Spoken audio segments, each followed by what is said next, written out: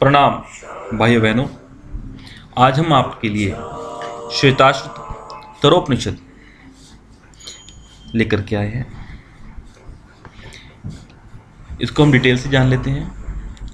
श्वेताश्वत तरोपनिषद में 6 अध्याय हैं। कुल मंत्र इसमें 113 है। कृष्ण यजुर्वेद से उपनिषद लिया गया है। इसमें सांख्य, योग और वेदांत के सिद्धांत का वर्णन होता है। भाइयों बहनों, इस उपनिषद में हम 6 बिंदुओं पर चर्चा करेंगे। इसी से आपका सारा उपनिषद क्लियर हो जाएगा। बहुत छोटा सा है, बहुत तरीके से समझाने का प्रयास किया गया है। इसमें सबसे पहला बिंदु है परमात्मा का साक्षात्कार। दूसरा, ध्यान की विधि क्या है, कैसे ध्यान करना चाहिए, और जब योग सिद्धि प्राप्त होती है उससे पहले क्या लक्षण दिखा दिए जाते हैं कि अब योग सिद्धि प्राप्त होने वाली है, और योग सिद्धि का महत्व क्या है, ध्यान योग का महत्व क्या है, परमेश्वर का स्वरूप क्या है और उसकी महिमा क्या है, ईश्वर की प्राप्ति के 3 साधन इसमें बताए गए हैं। उसकी हम चर्चा छोटी सी है, कर लेते हैं। सबसे पहला बिंदु है हमारा परमात्मा का साक्षात्कार। देखिए, ये अध्याय 1 में बताया गया है, इसको समझ लेते हैं। अपने शरीर को नीचे की अरणी और प्रणव को ऊपर की अरणी बनाकर ध्यान के द्वारा निरंतर मंथन करते रहने से छिपी हुई अग्नि की भांति परमेश्वर को देखें। ये पहले अध्याय के 14वें श्लोक में कहा गया है। अभी क्या चीज़ की है, अरणी क्या चीज़ है? देखिए, अरणी ये है जो आपको इसमें दिख रही है चित्र में। तो अरणी यंत्र होता है जिसको घर्षण करने से अग्नि प्रज्वलित होती है यज्ञ के लिए। तो इसमें अरणी बताया गया है। नीचे की अरणी को तो शरीर माना गया है, ऊपर की अरणी को प्रणव यानी कि ओमकार माना गया है। और ध्यान का निरंतर मंथन करते रहने से जो अंदर परमात्मा हमारे विराजमान है वो प्रकट हो जाते हैं। वो इसका भाव इसमें बताया गया है। तो ये परमात्मा का साक्षात्कार कैसे करना चाहिए वो इसमें बताया गया है। दूसरा बिंदु है ध्यान विधि। अध्याय 2 पे ध्यान विधि बताई गई है। वो क्या बताई गई है? सिर, गला और छाती को सीधा रखकर और छाती को उठा करके शरीर को स्थिर करके बुद्धिमान मनुष्य मन के द्वारा समस्त इंद्रियों को हृदय में निरुद्ध करके ओमकार रूप नौका द्वारा संपूर्ण भयंकर स्त्रोतों को पार कर जाए। ये ध्यान विधि है। कैसे? अब इसमें पहले तो सिटिंग स्टांस बताया गया कि सिर, गला और छाती सीधा रहे, छाती ऊपर की ओर उठी रहे और शरीर स्थिर रहे। मनुष्य मन के द्वारा समस्त इंद्रियों को हृदय की ओर ले जाए, अटेंशन अपनी हृदय में रखे और ओमकार का जप करता रहे। उसके द्वारा ही जब ओमकार का जप करता रहेगा तो वो भयंकर स्त्रोत यानी कि जो मन में विचार आ रहे हैं, वासनाएं आ रही हैं, काम क्रोध है, उसको पार कर जाएगा। ये ध्यान की विधि से बताई गई है। अब इसमें योग सिद्धि प्राप्त होने से पहले जो लक्षण प्राप्त होते हैं वो भी अध्याय 2 में बताए गए हैं। क्या प्राप्त होते हैं?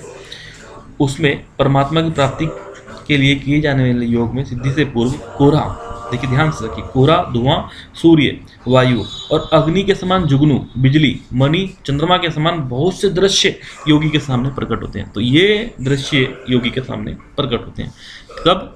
जब उसको सिद्धि प्राप्त होने वाली है, उससे पहले। तो 3 पॉइंट हमारे हो गए। चौथे पॉइंट की हम बात करें, योग सिद्धि का महत्व क्या है, ध्यान योग का महत्व क्या है। तो योग सिद्धि का महत्व क्या है भाई?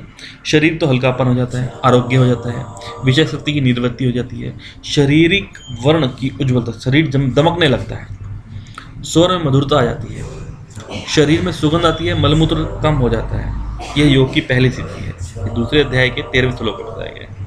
अब उसके बाद जब वह योगी यहाँ दीपक के समान प्रकाशमय आत्म तत्व के द्वारा ब्रह्म तत्व का साक्षात्कार कर लेता है, तब वह अजन्मा, निश्चल, समस्त तत्वों से विशुद्ध परम देव परमात्मा को जानकर सब बंधनों से मुक्त हो जाता है।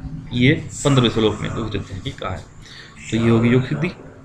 अब ध्यान योग का क्या महत्व है उसकी चर्चा कर लेते हैं। जिस प्रकार मिट्टी में मलिन हुए प्रकाशित रत्न को भली भांति धोने पर वह चमकने लगता है, उसी प्रकार शरीरधारी जीवात्मा मल से रहित होकर आत्म तत्व को भली भांति प्रत्यक्ष करके कैवल्य अवस्था को प्राप्त कर सब प्रकार के दुखों से रहित हो जाता है। ये ध्यान योग का महत्व इसमें बताया गया है।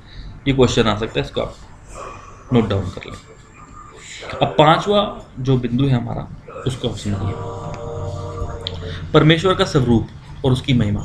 ये अध्याय 3 में बताया गया है। इसमें बताया गया है कि यह अंगुष्ठ मात्र परिमाण वाला अंतर्यामी परम पुरुष सदा मनुष्य के हृदय में समन्वयक रूप से स्थित है। यानी कि परमेश्वर का स्वरूप क्या है? वो अंगूठे के आकार का होता है और हृदय में स्थित होता है, यानी कि हृदय के पास कहीं पे स्थित होता है।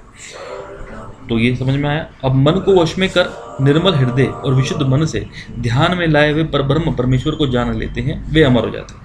जो मन को वश में कर निर्मल हृदय से विशुद्ध मन से ध्यान में लाए हुए परब्रह्म परमेश्वर को जान लेते हैं, वे अमर हो जाते हैं। ये इसमें बताया गया। अब परमेश्वर की महिमा क्या है? संपूर्ण स्थावर और जंगम जगत को वश में रखने वाला हंस रूपी परमेश्वर 9 द्वारों वाले शरीर रूपी नगर में अंतर्यामी रूप से देही है, यानी कि आत्मा जो है शरीर में है, 9 द्वार शरीर के अंदर है और वो आत्मा अदृश्य है। इस तरह से परमेश्वर रहते हैं और बाह्य जगत में वह हंस रूपी परमेश्वर लीला कर रहा है। अभी लास्ट हमारा पॉइंट है ईश्वर की प्राप्ति के साधन। कितने साधन बताए गए हैं इसमें? 3। ये इंपॉर्टेंट इसमें है, इसको आप नोट डाउन कर लीजिए।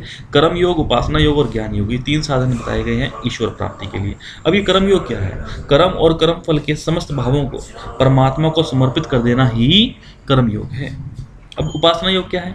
सबका कारण रूप अंतःकरण में स्थित और विश्व रूप सर्वव्यापक परमात्मा की निरंतर स्तुति स्मरण करना ही उपासना योग है। आइए अब ज्ञान योग भी समझ लेते हैं। विश्व जगत के आधारभूत परमात्मा को अपने भीतर हृदय में स्थिर जानकर परमात्मा की अनुभूति करना ही ज्ञान योग है।